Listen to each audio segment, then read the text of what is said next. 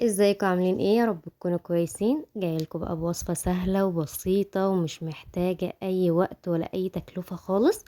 اهم حاجه بس تركزي معايا في الفيديو، وان شاء الله هتطلعوها بنفس النتيجه باذن الله. جايبين بقى النهارده العيش الفينو يا جماعه. طبعا احنا عارفين ان المدارس داخله وكل يوم عيش فينو كل يوم عيش فينو، فاكيد طبعا مش هنستغنى عنه ولا اطفالنا هتستغنى عنه خالص. واحلى حاجة في الموضوع كمان انها ان شاء الله يكون المكونات بتاعته متوفرة عندنا، وتقدري تعملي 50 رغيف بكيلو واحد بس اهم حاجة لو اول مرة تشوفيني، انا اسمي نورة جمال. لايك وشير لو عجبك الفيديو، ما تنسنيش في الكومنتات. ويلا بينا نبدأ الفيديو.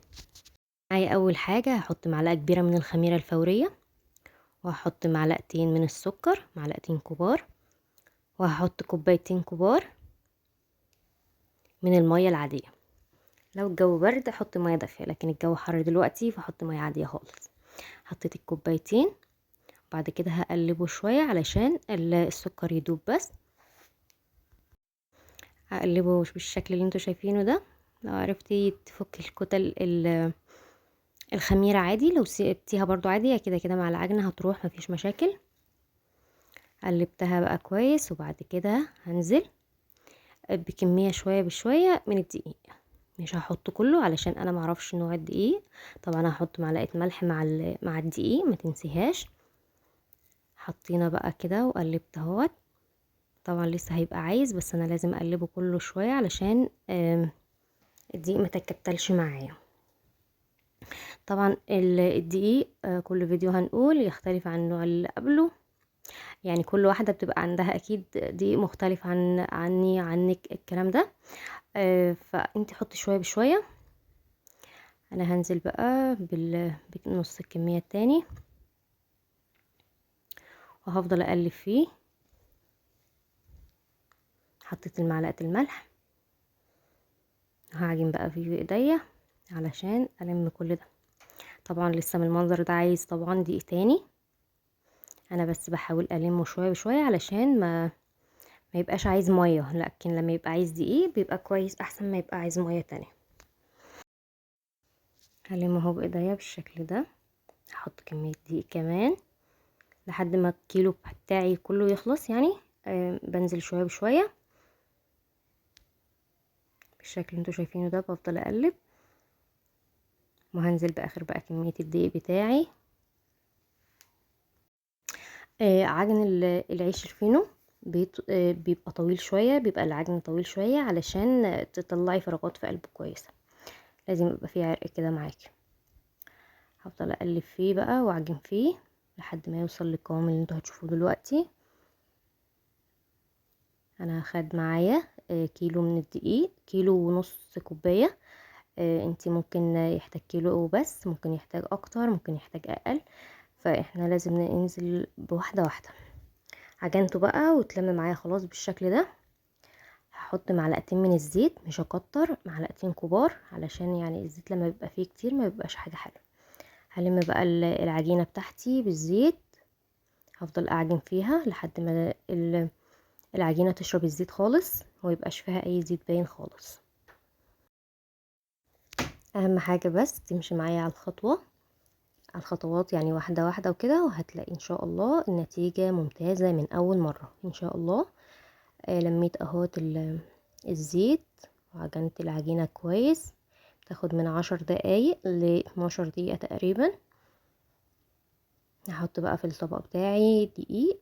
ممكن ما تحطيش، ممكن تحطي الزيت، بس انا مش بحب الزيت يعني احط الدقيق احسن. رشة كده بسيطة يعني.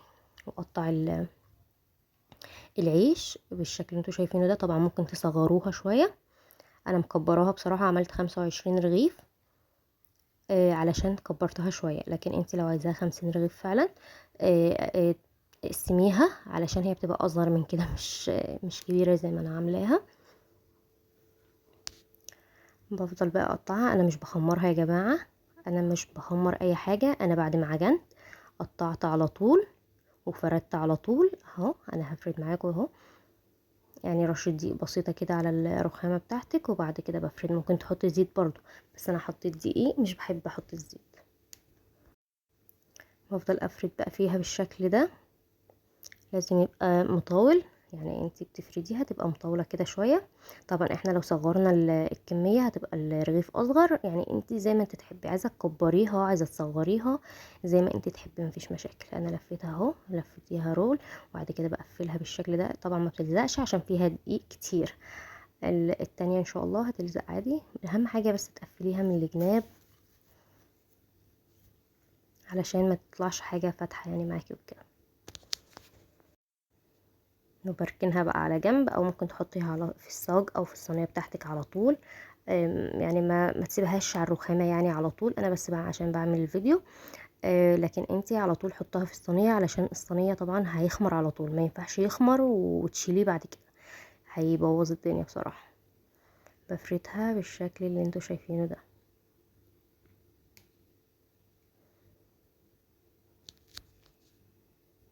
بعد كده بلفها اهي، دي من غير دقيق، فهي بتلزق شويه، بس انا عايزاها كده. اول ما تطلع معاكي عادي تمسك في بعضها على طول. اهم حاجة بس الجناب تتقفل كويس، تبرميها برمة كده بسيطة وخلاص. نعمل كمان واحدة بقى مع بعض. هي سهلة خالص ومش محتاجة اي حاجة يعني. احنا قلنا عايزة تضاعفي الحجم ممكن تقلليه زي ما انت عايزة. طبعا احنا هنوفر كتير يا جماعة. بكيلو دقيق ب20 جنيه هنعمل كمية كبيرة. طبعا احسن ما تروحي تشتري من الفرن، والفرن طبعا يعني حاجة بسيطة خالص. يعني 20 جنيه دول اكيد مش هيجيبوا 10 رغيفة اكيد، يعني هتبقى ممكن 12 رغيف حاجة زي كده، مش كتير يعني. بس طبعا انت هتعمليه اضمن في البيت واوفر، وكمان هتطلعي كمية كبيرة مش هتطلعي كمية قليلة. كيلو دقيق واحد بس حسب يعني انت عندك بكام وكده. هتطلعي كمية بسم الله ما شاء الله كبيرة. انا طلعت بقى كمية 25 رغيف، علشان انا مكبرة الحجم شوية مش مصغراه. لكن انتي تقدري تصغريه، انت لو صغرتيه هتطلعي فعلا ضعف الكمية اللي انا عاملاها. حطيتها بقى في الصواني تحت بالشكل ده، وبعد كده هسيبها تخمر. بصي انا مش هقدر اقولك بصراحة تخمر قد ايه، حسب درجة الحرارة في عندك انتي. ممكن تقعد من نص ساعة او ربع ساعة او ساعة. انا عندي قعدت نص ساعة بالظبط، وبعد كده بقت بالشكل اللي انتوا شايفينه ده. خمرت اهي، وبعد كده هدخلها الفرن.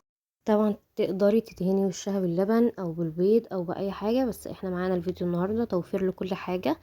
مش هنحط حاجة مكلفة خالص، لا لبن ولا بيض ولا سمنة ولا الكلام ده خالص. احنا معانا النهارده توفير خالص وبأقل التكاليف، واهم حاجة ان هو يطلع مظبوط وزي بتاع الفرن بالظبط. وممكن احسن كمان علشان انت ضمناه في ان انت عاملاه بايديكي وفي بيتك. دي حاجة طبعا هتبقى احسن. شفتوا بقى يا جماعة، انا طبعا كان الفرن قبل ما احط فيه العيش، قبل ما احط فيه العجين لازم يكون سخن.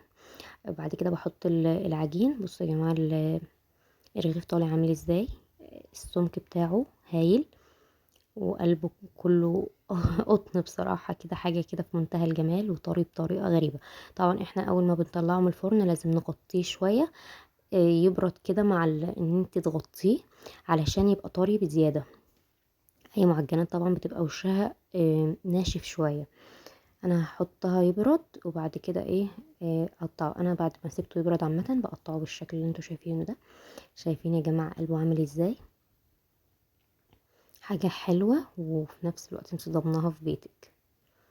حاجة بجد في منتهى الجمال واحسن من الفرن ب100 مرة. انا طبعا اللمعة اللي انتوا شايفينه ده رشيت عليها شوية زيت، ممكن بفرشة او ممكن بخاخة عندك كده مخصصة للاكل. انا رشيت عليها، او ممكن بمنديل يعني اي حاجة عادي. بالشكل اللي انتوا شايفينه ده. كده يكون الفيديو بتاعي خلص. متنسونيش في اللايك والاشتراك وتضغطوا زر الجرس.